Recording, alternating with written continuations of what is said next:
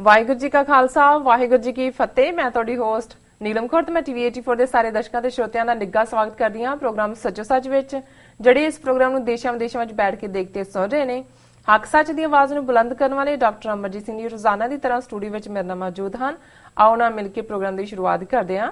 ਜੀ ਡਾਕਟਰ ਸਾਹਿਬ, ਵਾਹਿਗੁਰੂ ਜੀ ਕਾ ਖਾਲਸਾ ਵਾਹਿਗੁਰੂ ਜੀ ਕੀ ਫਤਿਹ।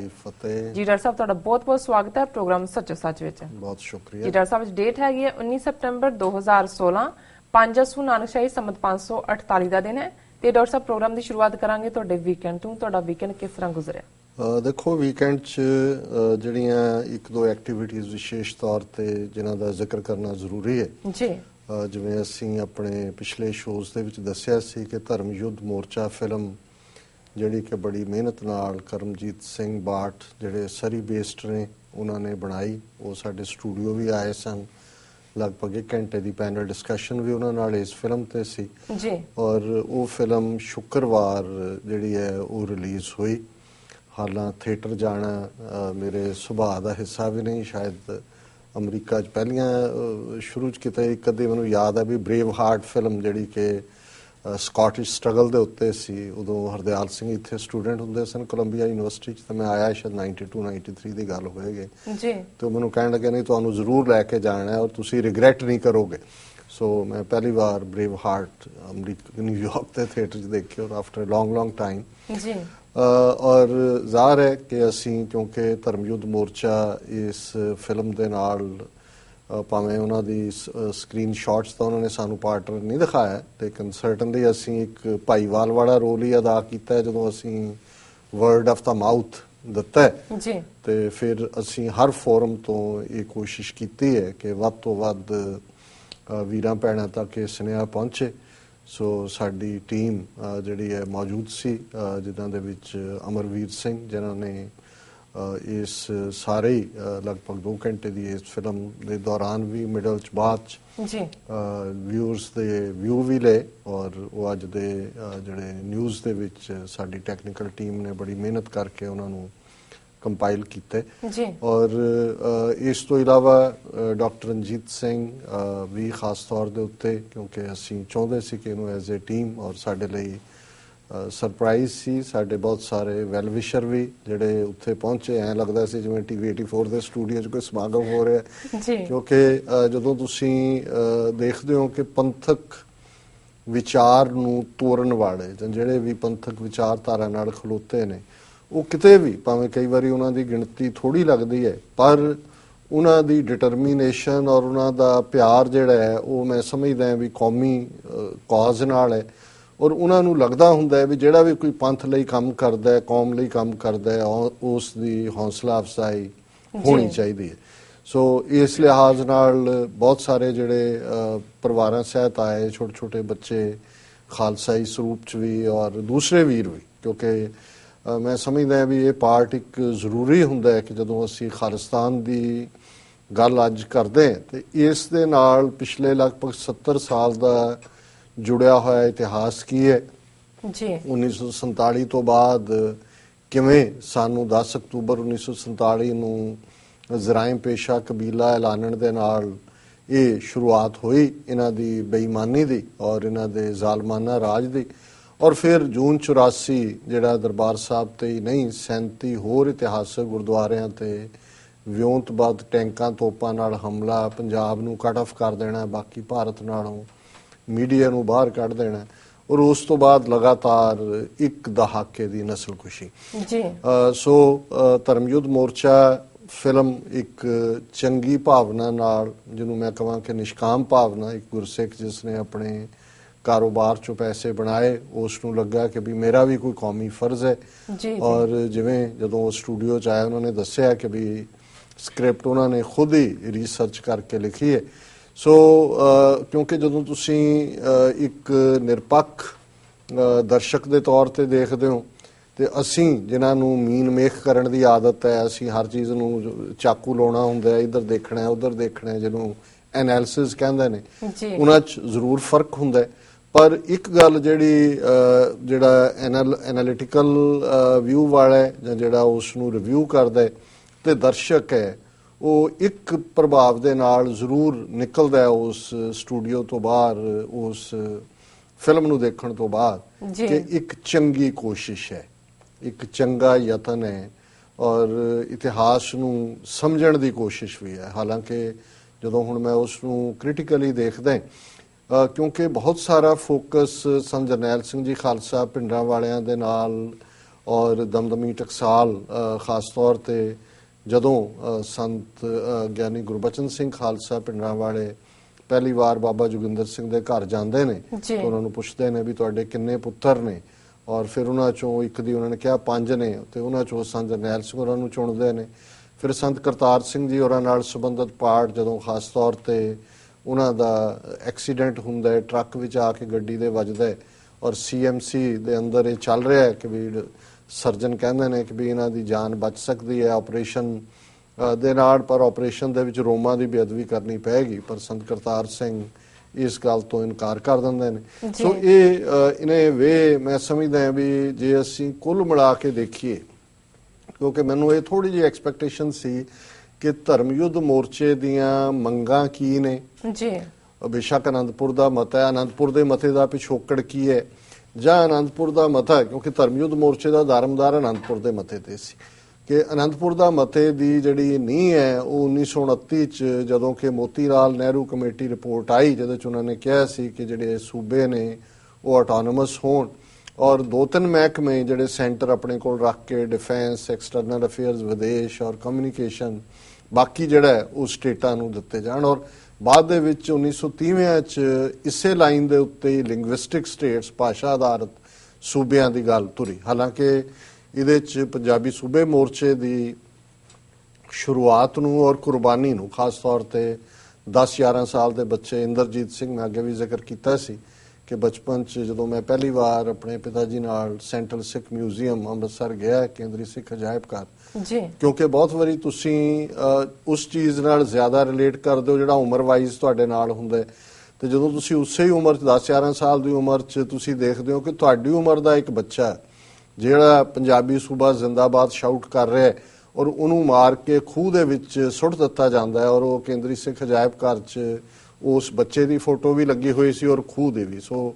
ਇਸ ਫਿਲਮ ਦੇ ਵਿੱਚ ਉਸ ਨੂੰ ਬੜੀ ਖੂਬਸੂਰਤੀ ਦੇ ਨਾਲ ਡਿਪਿਕਟ ਕੀਤਾ, ਕਿਉਂਕਿ ਉਦੋਂ ਹਰਿਆਣਾ ਪੰਜਾਬ ਦਾ ਹਿੱਸਾ ਸੀ ਕਰਨਾਲ ਦਾ, ਕਰਨਾਲ ਜਿਹੜਾ, ਔਰ ਇਹਦੇ ਨਾਲ ਜਿਹੜੀ ਸ਼ੁਰੂਆਤ ਹੈ ਪੰਜਾਬੀ ਸੂਬਾ ਜ਼ਿੰਦਾਬਾਦ ਦੇ ਨਾਅਰੇ ਦੇ ਉੱਤੇ ਕਾਫੀ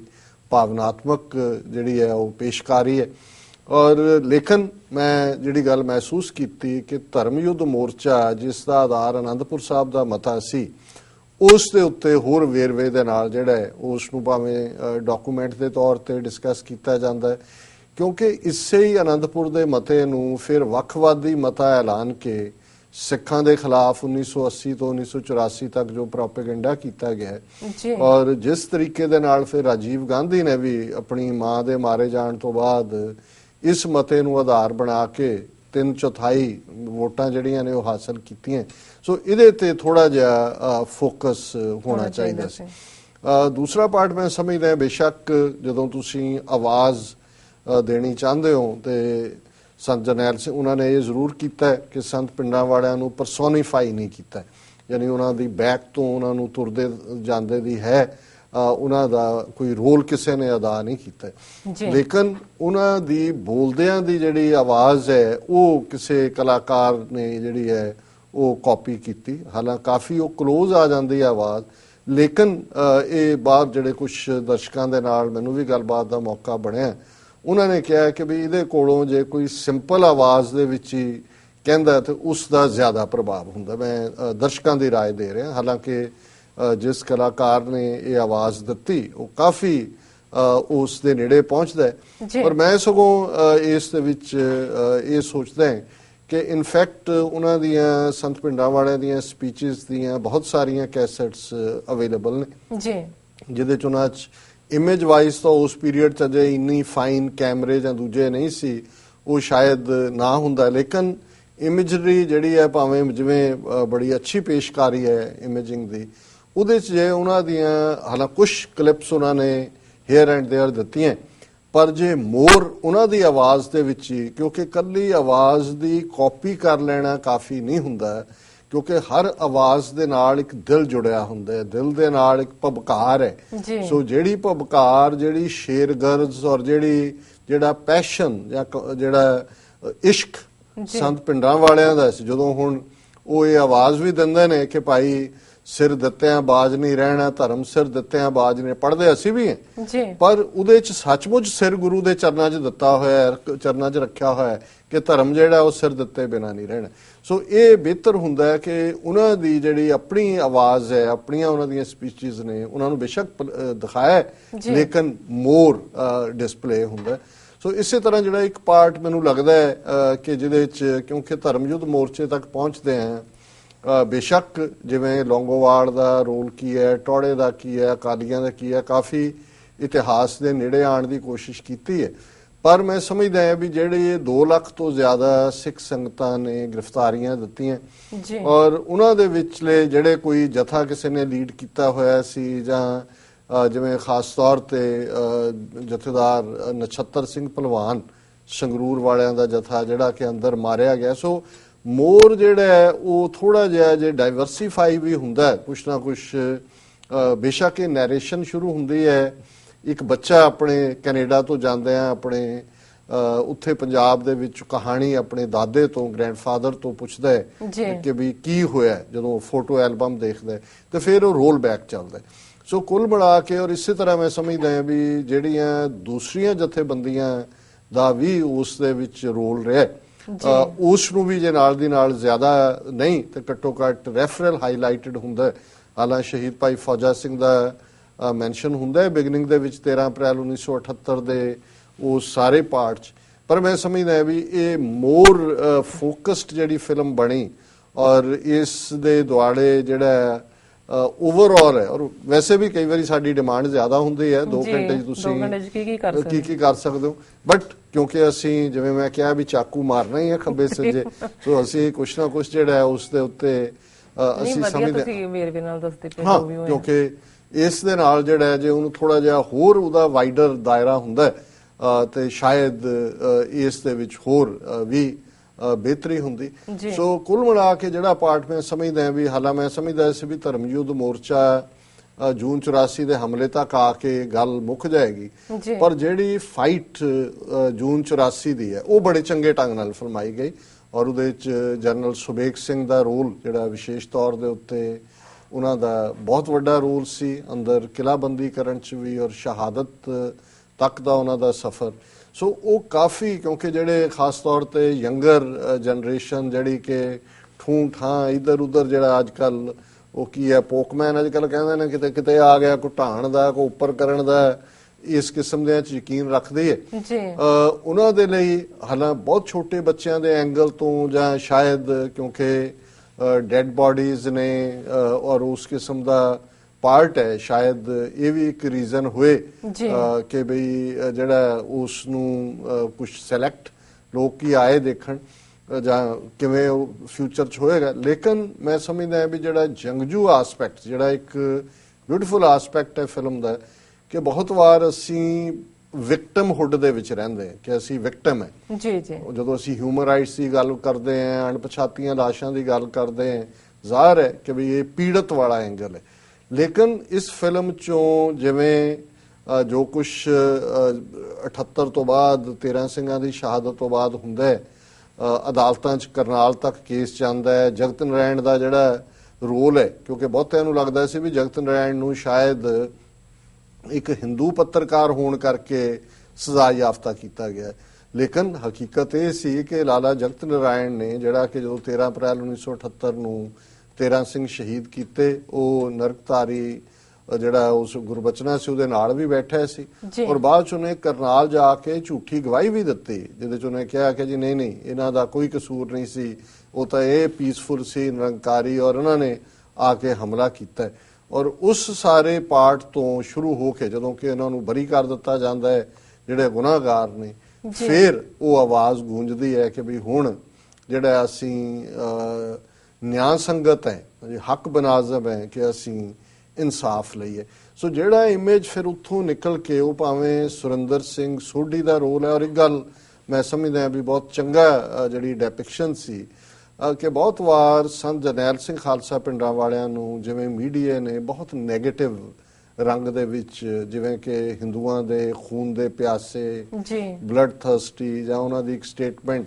ਜਿਹਨੂੰ ਕਿ ਤੋੜ ਭੰਨ ਕੇ ਕਿ ਜੀ ਇੱਕ ਸਿੱਖ ਦੇ ਹਿੱਸੇ 35 ਹਿੰਦੂ ਆਉਂਦੇ, ਹਾਲਾਂ ਉਹਦਾ ਬਿਲਕੁਲ ਕੰਟੈਕਸਟ ਡਿਫਰੈਂਟ ਸੀ। ਸੋ ਇਹਦੇ 'ਚ ਦੋ ਘਟਨਾਵਾਂ ਜਿਹੜੀਆਂ ਨੇ ਜਿਹਦੇ 'ਚ ਕਿ ਇੱਕ ਹਿੰਦੂ ਪਰਿਵਾਰ ਦੀ ਬੱਚੀ ਨੂੰ ਜਿਸ ਨੂੰ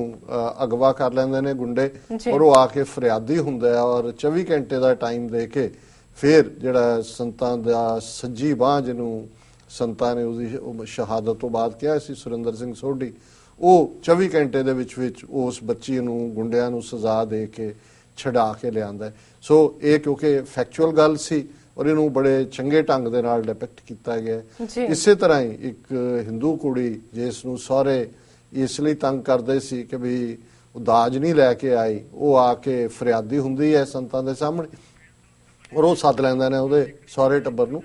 ਡਾਕਟਰ ਸਾਹਿਬ ਸਸਪੈਂਸ ਬਣਿਆ ਰਹਿੰਦਾ, ਲੋਕਾਂ ਨੇ ਦੇਖਣੀ ਨਹੀਂ ਹੋਈ ਹੈ। ਅਸੀਂ ਉਸ ਪਾਰਟ ਨੂੰ ਜਿਹੜਾ ਹੈ ਦੱਸ ਰਹੇ ਹਾਂ ਕਿ ਵੀ ਉਹ ਜਾ ਕੇ ਦੇਖਣੀ ਨਾ, ਮੈਂ ਤਾਂ ਕਰਕੇ ਸਾਰੀ ਸਟੋਰੀ ਤੇ ਹੁਣ ਤੁਹਾਡੇ ਜੇ ਕਿਉਰਿਓਸਿਟੀ ਇੰਨੀ ਕੁ ਜਾਗੇਗੀ ਕਿ ਵੀ ਤੁਸੀਂ ਉਸ ਨੂੰ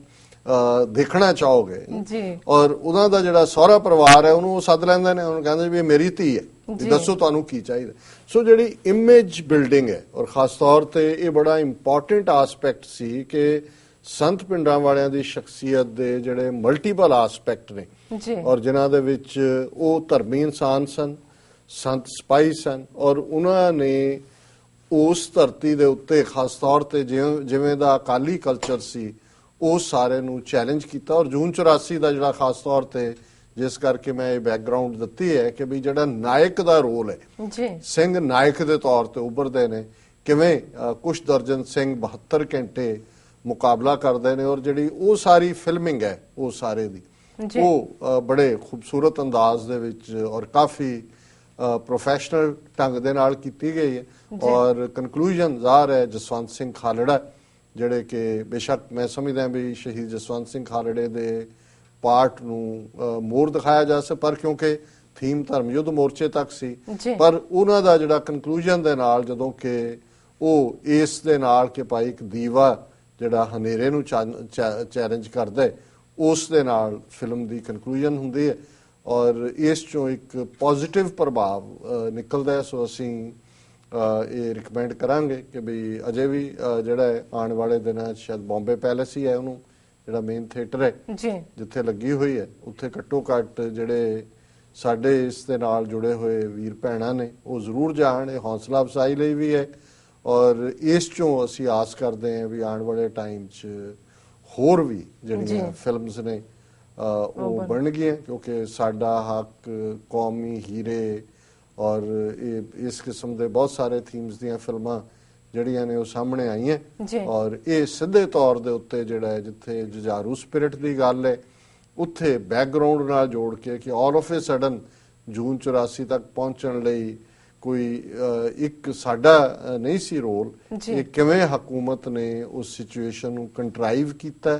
ਔਰ ਫਿਰ ਕਿਵੇਂ ਉਹਨਾਂ ਨੇ ਗੁਰੂ ਅਰਜਨ ਸਾਹਿਬ ਦੇ ਸ਼ਹੀਦੀ ਦਿਨ ਨੂੰ ਚੁਣਿਆ। ਸੋ ਉਹ ਸਾਰਾ ਜਿਹੜਾ ਵਾਕਿਆ ਹੈ, ਬਾਕੀ ਮੈਂ ਹੁਣ ਹੋਰ ਨਹੀਂ ਇਹ ਅਜੇ ਇਹਦੇ ਚੋਂ 20 ਗੁਣਾ ਹੋਰ ਜ਼ਿਆਦਾ ਬਾਕੀ ਹੈ। ਠੀਕ ਹੈ ਡਾਕਟਰ ਸਾਹਿਬ। ਹੋਰ